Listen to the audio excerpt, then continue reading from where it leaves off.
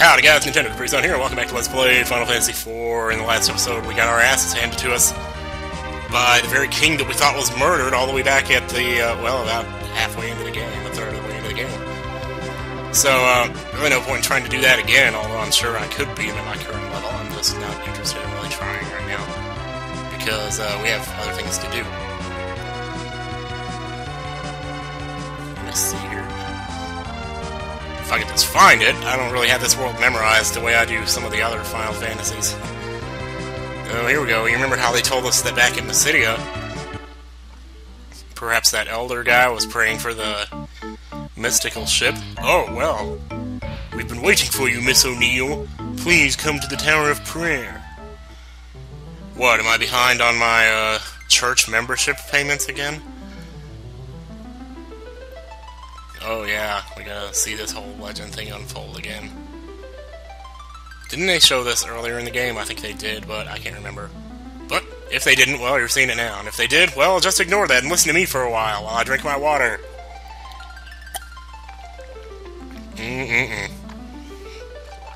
Got a nice little list here of songs that I want to attempt on the piano. Simple stuff, you know, like SMB3 Toad House, or Boo Go Round, Hyrule Courtyard, SMB Overworld. Shouldn't that be SMB3? SMB doesn't have an overworld. Songstorm's Healing. Yeah, I was just watching the Runaway guys earlier, and I have to say, you know, I mean, a lot of people sometimes wonder how it is that I can beat Contra in one life, and yet I can't play Super Smash Bros. Brawl, and to me, the differences are so obvious, it's not even funny.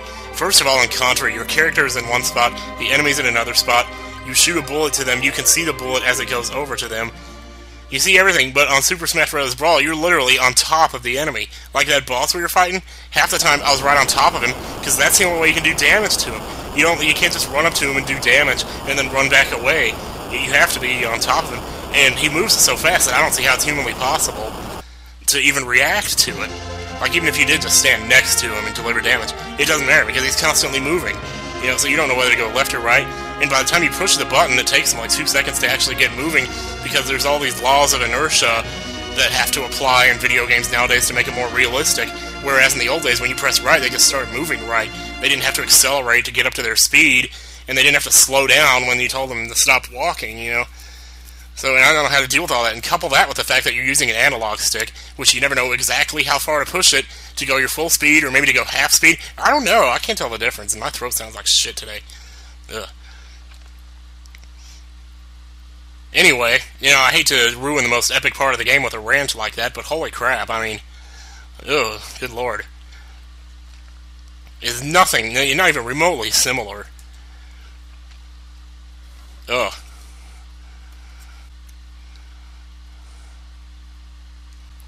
So now we have a third airship. A third airship. Not even kidding.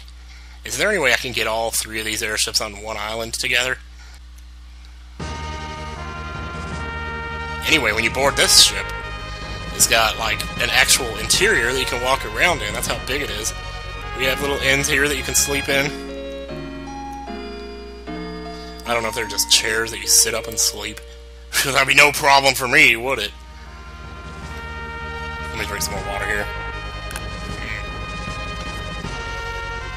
Yeah, I'm used to taking Alka-Seltzer like every single night before I go to bed. But I haven't had it for the last 2 days because I forgot to get it last time I went to the store.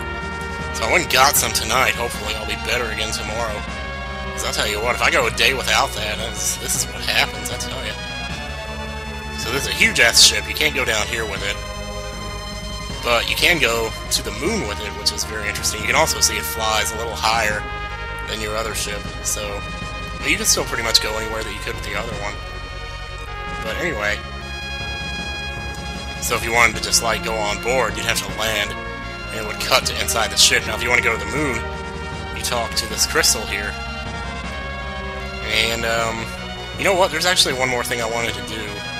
Shoot, I wish I thought of this.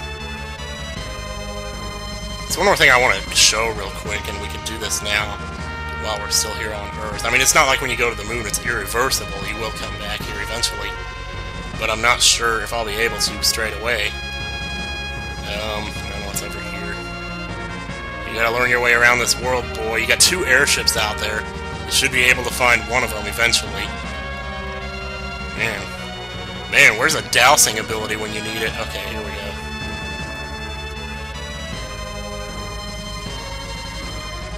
Oh, man.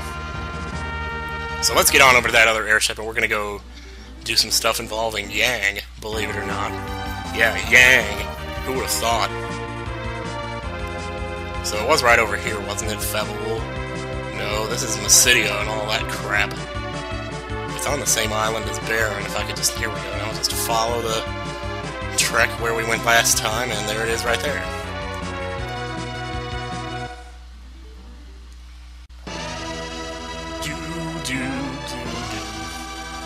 So I can't remember where Yang's wife actually lives. It seems weird enough that she lives in a tower. You know, because it's like... It's right out here. It's right out here, if I'm not mistaken. Yeah, I think she's in the left one. If I'm wrong about that, then oh boy, you know. On the other hand, I could be right. Yes, I'm right! Yang, he's underground!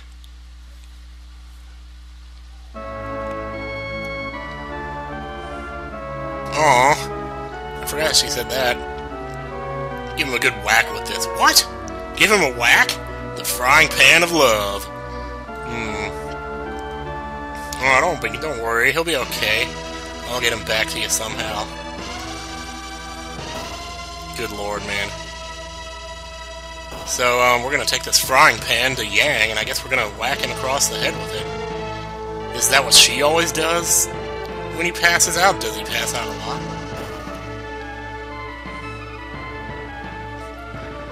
I don't know, maybe he passes out from the immense pleasure they have, you know, in the bedroom. And there's just so much pleasure coursing through his body that he can't take it and he passes out. Or something. You know, because sometimes they can do that to you. It's just how it feels. Anyway, well, you know what this means, however, is in order to do this, I'm gonna have to go through the Sylph Cave again. But somehow I get the feeling you don't want to join me on that, so I will just meet you there. Okay, we're here at last. Finally, it only took me like 5 minutes to find my way through there. No, don't go into your menu now right now. And let's use the frying pan of love.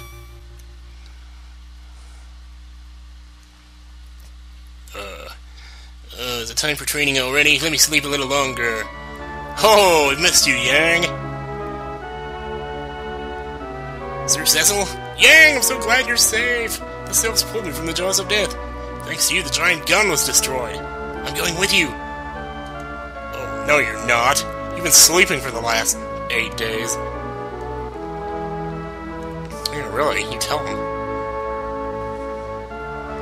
Yeah, a lot more useful. I don't know about that, but maybe. I mean, it depends on your level, I guess. I see. So the Sylph is going to join us instead.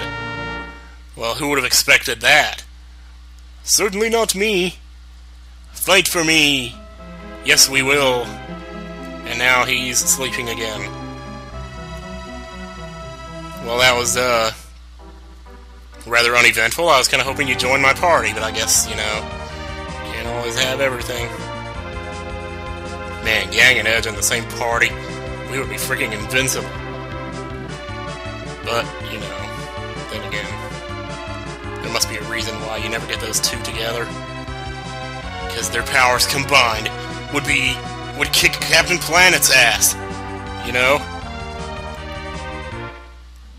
Simply because I couldn't think of a better line than being Captain Planet itself. When my sister was young, she used to hate Captain Planet. She couldn't stand him. And I never really understood why, and it doesn't really matter to me now. But back then, it used to annoy me that she hated him so much, and I don't know why I cared so much, like what her opinion was. I mean, if she didn't like him, she did. It's just for some reason I was always all caught up in stuff that wasn't any of my business. Here you go. Sorry, I'm stuck here doing lousy housework all the time. This is all I've got to thank you with. It should come in handy somehow. Received the meat cleaver. Good lord. The hell am I gonna do with a meat cleaver? Oh, yeah, definitely will. We'll tell him that. No, we're not actually gonna go all the way back there to tell him she loves him. Besides, I'm sure he knows that. Probably told him last time, actually, but oh well. Okay, so the meat cleaver. Sorry about that, I had a little interruption there. It looks like an equipable item, actually. But it's not. You can't actually equip it on anybody. It's, I wouldn't be surprised if in the game programming somehow Palom and Porum were able to equip it or something. I don't know, but it would just be really funny. But anyway, so I was like, well, if you can't equip it, what are you supposed to do with it? Well, it turns out it's a throwable item. Edge can throw it. And no matter what he throws it at, it pretty much always does max damage, so we're going to keep that around for emergencies. Because you just never know. So, is that pretty much all we wanted to do here? Yeah, I believe it is. So let's get off this filthy planet before anything else happens. You know, Golbez being here, that makes it filthy enough. Jeez, man. Oh, where is the stupid island? There it is. Okay, I was gonna say, if that's not where my ship is, I'm gonna be pretty, you know, messed up. So at last, we get to talk to the crystal and go to the moon.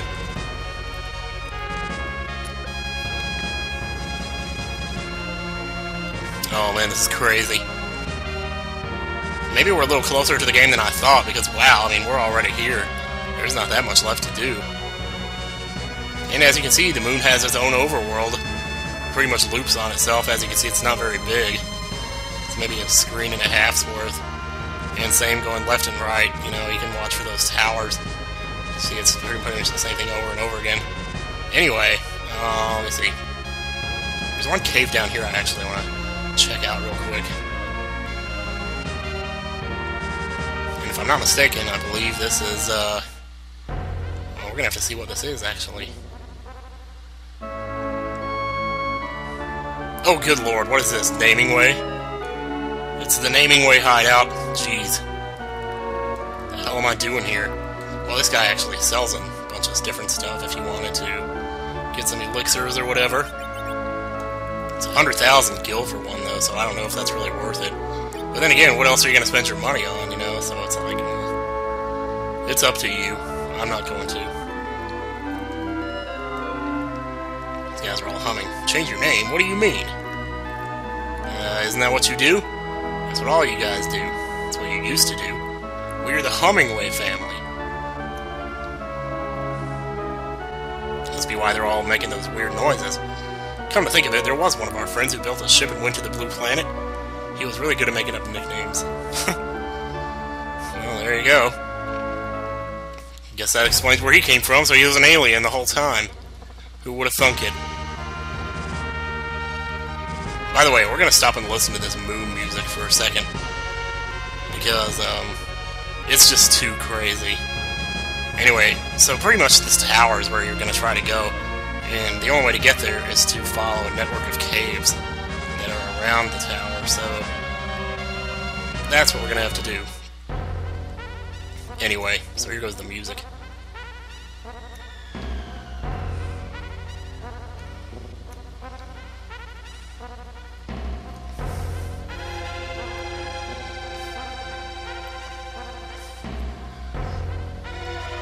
You know, now that I think of it, this might actually be a good place to stop the episode. And we'll just head into these caves next time. See if we can find our way to the tower. So, thank you everybody for watching, and I'll see you next time here on Let's Play Final Fantasy IV. Take care, y'all.